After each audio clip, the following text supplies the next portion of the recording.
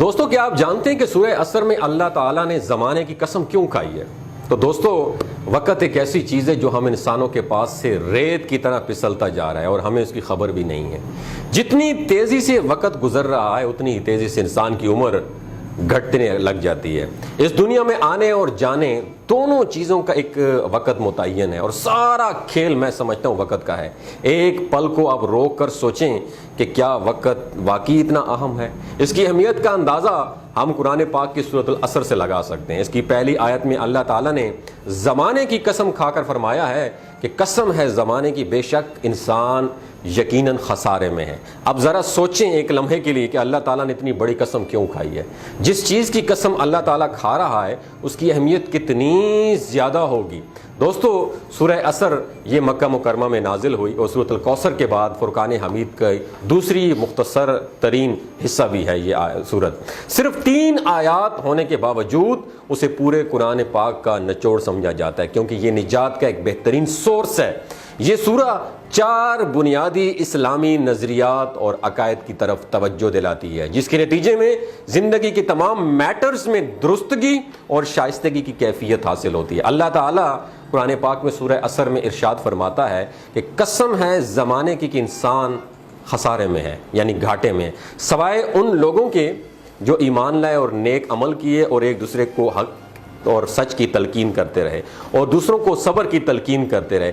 دوستو یاد رکھیے اس سورہ میں انسان کو بنیادی عقیدے کے بارے میں بات کی گئی ہے۔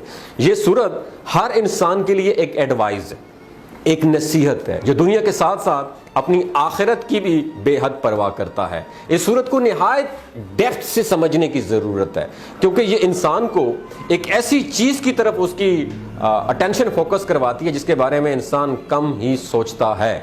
سورہ عصر کی تلاوت صبر و استقامت میں اضافہ کرتی ہے۔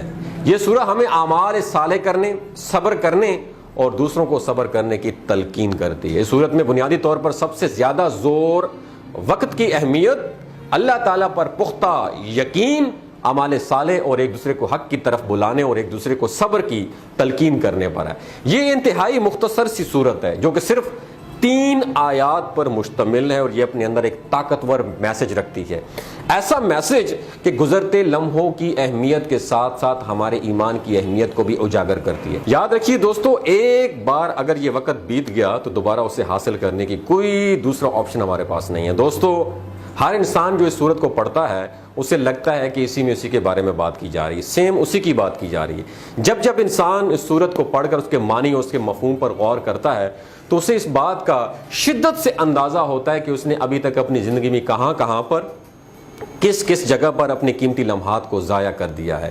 یہ سورت ہمیں اپنی ترجیحات کو از سر نو جائزہ لینے، اپنے وقت کو دانشمندی سے استعمال کرنے کی بھی دعوت دیتی ہے۔ آگے چل کر سورت میں ذکر ہے کہ سوائے ان لوگوں کی جو ایمان لائے اور نیک عمل کیے اور ایک دوسرے کو حق کی نصیحت اور صبر کی تلقین کی، یعنی کہ وہ لوگ جنہوں نے اللہ کے دین کو اپنایا۔ یہاں بات صرف ایمان لانے کی نہیں ہو رہی ہے، صرف مسلمان ہونے کی بات نہیں کی جا رہی، بلکہ یہاں پر عمل کی بات کی جا رہی ہے۔ ایمان کے بعد سب سے اہم چیز عمل ہوتی ہے اور عمل کے بعد دوسروں کو بھی حق کی نصیحت کرنا اور مشکل وقت میں صبر و تحمل سے کام لینا، یعنی پہلے ایمان لائے، اس کے بعد دین پر عمل کرنا ہے، نیک اعمال کرنے ہیں، برائیوں سے دور رہنا ہے اور خود عمل کرنے کے بعد لوگوں کو بھی حق کی تلقین کرنی ہے۔ ایمان کی راہ میں مشکلات تو آتی ہیں، یہ دنیا جہاں ہم رہ رہے ہیں دوستو یاد رکھیے یہ ایک امتحان کی جگہ ہے۔ تو یہاں اس دنیا میں، اس دنیاوی زندگی میں بہت سی مشکلات حق کی راہ میں آئیں گی، تو اس میں خود بھی صبر کرنے والوں اور دوسروں کو بھی صبر کی تلقین کرنے والوں کے لیے یہ خوشخبری دی گئی ہے کہ وہ خسارے سے دور رہیں۔ ایسے لوگ وقت کو ضائع نہیں کر رہے بلکہ اس کا یہ صحیح استعمال کر رہے ہیں۔ ناظرین یہ سورت نہ صرف انسان کو وقت یعنی اس کی عمر کے ہر کم ہوتے ہوئے دن کے بارے میں خبردار کر رہی ہے، بلکہ بعض مفسرین کا کہنا ہے کہ یہ سورت نماز عصر کی اہمیت کی طرف بھی اشارہ کرتی ہے کیونکہ نماز عصر کا وقت کم ہوتا ہے اور یہ ایسا وقت ہوتا ہے جب سب لوگ اپنے اپنے کاروبار اور اپنے روزگار کو بڑھانے میں مصروف ہوتے ہیں، بازاروں میں رونق ہوتی ہے، تاجر تجارت میں مصروف ہوتے ہیں، اس وقت جب سارے لوگ دنیاوی کاموں میں بری طرح مشغول ہو جاتے ہیں، اذان کی آواز سن کر بہت کم لوگ اپنا کاروبار وغیرہ چھوڑ کر فلاح یعنی نماز کی طرف آتے ہیں، اور نماز عصر چھوڑ دینے والے وہ لوگ ہیں جو کہ خسارے میں رہ جاتے ہیں، کیونکہ عصر کی نماز کی بہت زیادہ تلقین کی گئی۔ دوستو، سورہ عصر میں انسان کو بہت سی اہم چیزوں کی طرف توجہ دلائی گئی ہے۔ یہ عمل کی دعوت دیتی ہے، وقت کی طاقت کو بروئے کار لانے کی یاد دہانی کرواتی ہے، اور ہمیں اس بات کا سبق دیتی ہے کہ وقت کو ایسے کاموں میں لگانا چاہیے جو انسان کے اس دنیا میں بھی آنے کے مقصد کو پورا کر سکیں اور اس کی زندگی اور شخصیت میں مثبت تبدیلی لا سکیں۔ یہ صورت بے شک بہت مختصر ہے، مگر اپنے اندر سورۃ العصر انسانی زندگی کے نچوڑ کو سمیٹے ہوئے ہے۔ یہ ہمیں نہ صرف ہر کام ہر عمل میں وقت کی اہمیت کا اندازہ دلاتی ہے، بلکہ یہ ہمیں موت کی یاد دہانی بھی کرواتی ہے۔ موت جو کہ اٹل حقیقت ہے، اور دنیا کا کوئی جاندار موت سے نہیں بچ سکتا۔